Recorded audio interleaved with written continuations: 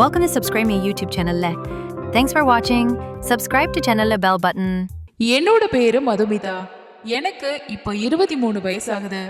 BTech முடிச்சுட்டு MNC கம்பெனில project கோஆர்டினேட்டரா work பண்ணிட்டு இருக்கேன். என்னோட அப்பா ஒரு பிசினஸ் மேன். சொந்தமா டெக்ஸ்டைல் யூனிட் வச்சிருக்காரு. அம்மா ஹவுஸ் ஒய்ஃபா இருக்காங்க. எனக்கு கூட பிறந்தவங்கன்னு யாருமே இல்லை. என்னோட வீட்டுக்கு நான் தான் செல்ல பொண்ணு. வசதி வாய்ப்புக்கும் எந்த ஒரு குறையுமே இல்லை. அப்பாவோட பிசினஸ்க்கு சப்போர்ட்டா இருக்க சொல்லி நிறைய டைம் சொல்லிட்டாரு. ஆனா எனக்கு தான் படிப்புக்கு ஏற்ற ஒரு வேலையில இருக்கிறது தான் நமக்கு ப்ரௌடா இருக்கும்னு நினைச்சு நான் வேலைக்கு சேர்ந்துட்டேன். அதனால எனக்கு பிடிச்சதை படித்தேன். காலேஜில் நடந்த கேம்பஸ் இன்டர்வியூவில் செலக்ட் ஆகி இப்போ நல்ல ஒரு பொசிஷன்ல வேலை பார்க்குறேன். இன்னும் கொஞ்ச நாள் லைஃப்பை என்ஜாய் பண்ணணும்னு ஆசை.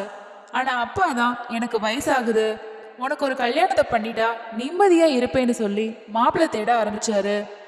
இன்னும் 2 வருஷம் போகட்டும், அப்புறமா பார்த்துக்கலான்னு சொன்னா ஒத்துக்கவே இல்லை.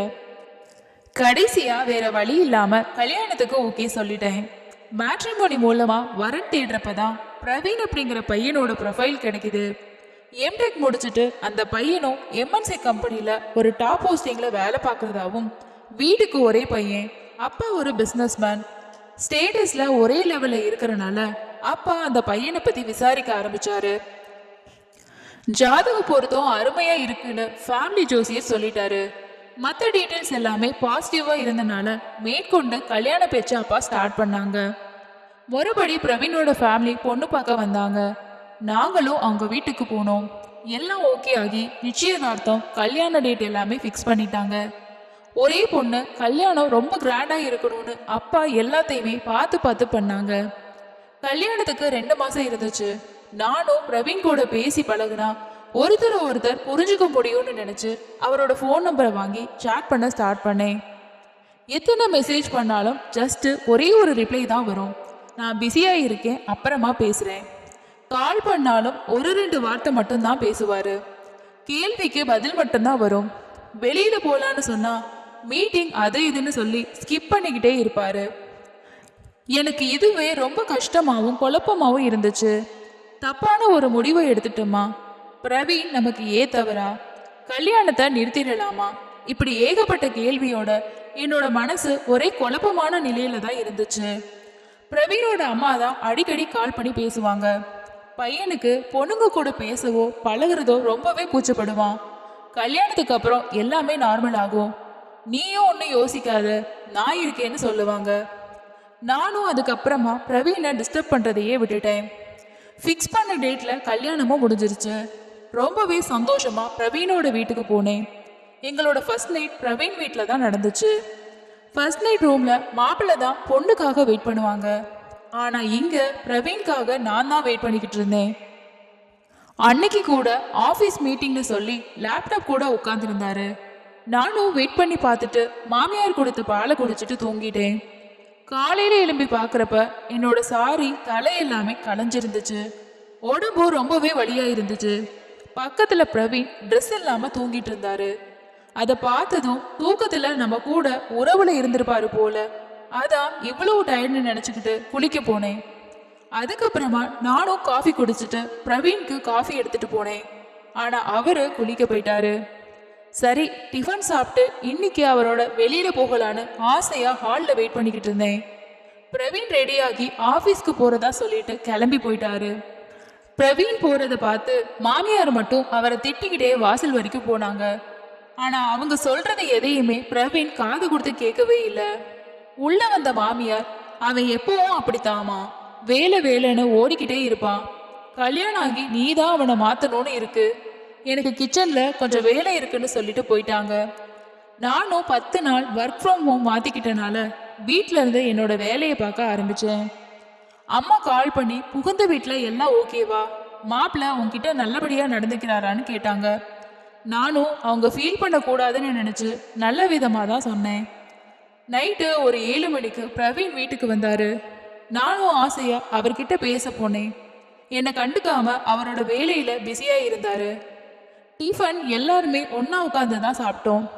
மாமியாரும் மாமனாரும் பிரவீன் கிட்ட, மது கிட்ட கொஞ்சம் அன்பா நடந்துக்கோ, அவளுக்கு இந்த வீடு புதுசு, நீ தான் அவளுக்கு எல்லா விதத்துலையும் சப்போர்ட்டா இருக்கணும்னு சொன்னாங்க.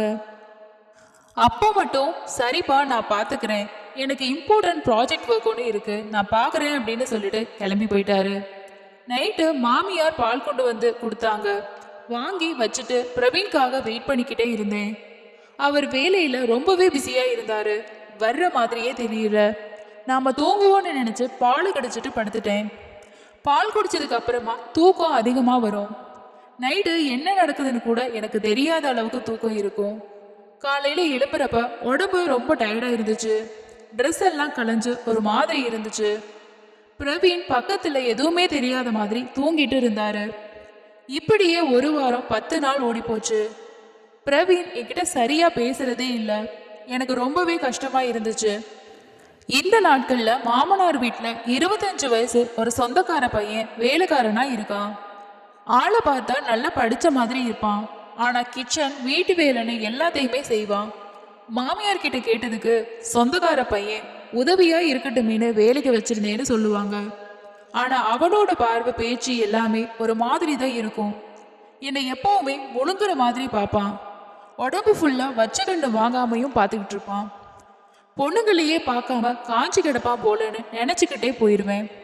சில நேரம் என்னோட இன்னர்ஸ் எல்லாம் வெளியில காயப்பட்டா அது கூட எடுத்துட்டு வந்து தருவான். என்னடா இவன் இப்படி பண்றானேன்னு ஒரே கஷ்டமா இருக்கும். அது ஏன்னு எனக்கு அப்போ புரியல. கிச்சனுக்கு ஏதாவது சமைக்க போனாலும் ஹெல்ப் பண்றேன்ற பேர்ல என்ன ஒரு மாதிரி பார்த்துக்கிட்டே இருப்பான். இதை பத்தி பிரவீன் கிட்ட சொல்லலாம்னா அவர் என் கூட டைம் ஸ்பெண்ட் பண்றதே இல்லை. அம்மா கிட்ட தான் அடிக்கடி பேசுவேன்.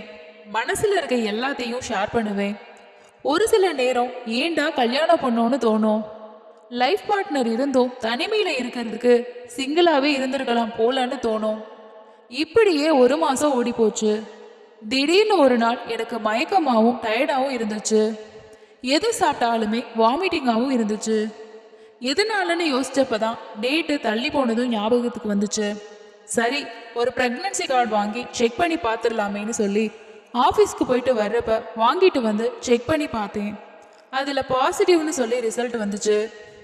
கல்யாணமான நாள்ல இருந்து இப்போ வரைக்கும் ஒரு நாள் கூட பிரவீன் என்னோட சந்தோஷமா இருந்ததே இல்லை.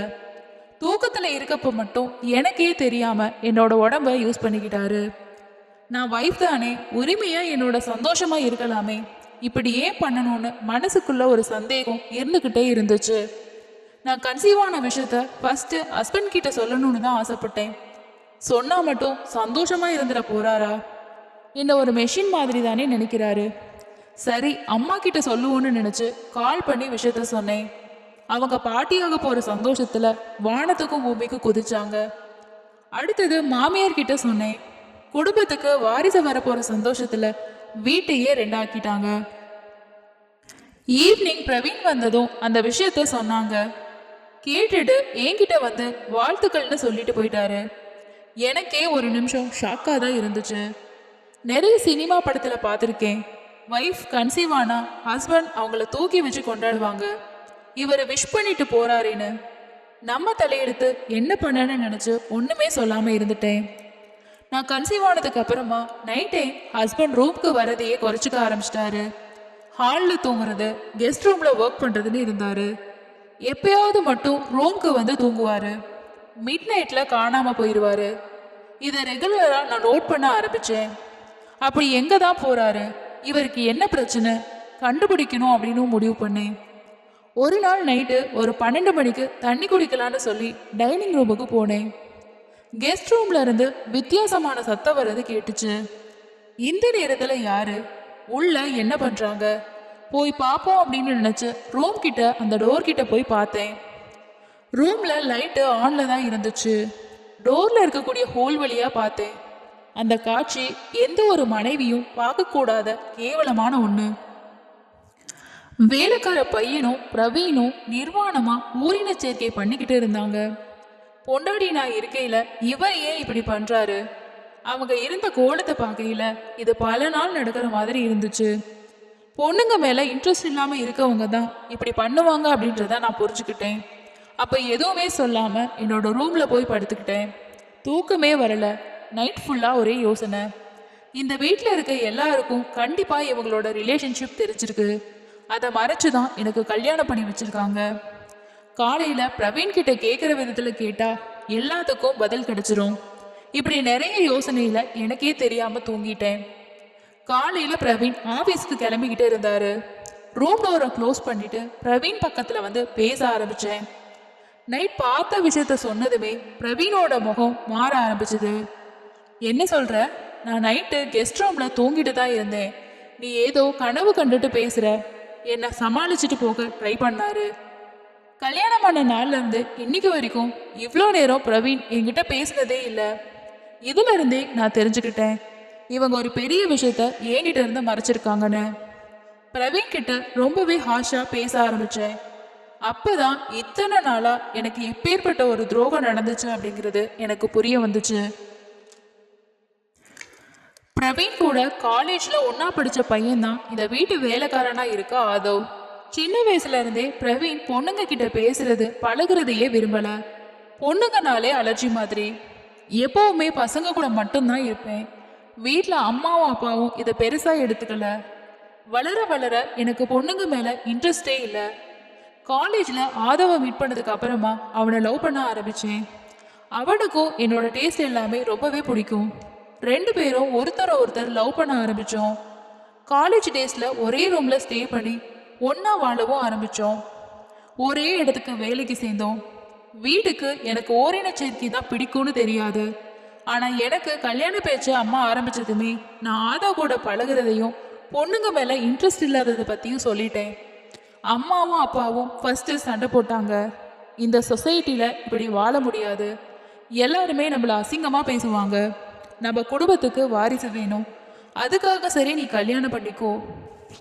இந்த பையனை கூட நம்ம வீட்டிலேயே வச்சுக்கலாம். யாராவது கேட்டாங்கன்னா வீட்டு வேலை செய்ய இருக்கான்னு சொல்லிக்கலாம். நீ தாலி மட்டும் கட்டு, மற்றதை நாங்க பார்த்துக்கிறோன்னு சொன்னாங்க. உனக்கு தாலி கட்டினதோட சரி. ஒரு நாள் கூட உன்னை நான் தொட்டதே இல்லை. எனக்கு ஆதவ் கூட தான் வாழணும். அம்மா சொன்னதுக்காக மட்டும்தான் நான் இதை பண்ணேன். மற்றபடி வேற எதுவுமே எனக்கு தெரியாதுன்னு சொன்னாரு. அப்போ என்னோட வயிற்றுல வளர்றது யாரோட குழந்தை? யார் என்ன சீரழிச்சது? அதையாவது சொல்லுங்க. அதாவது உங்களுக்கு தெரியுமா?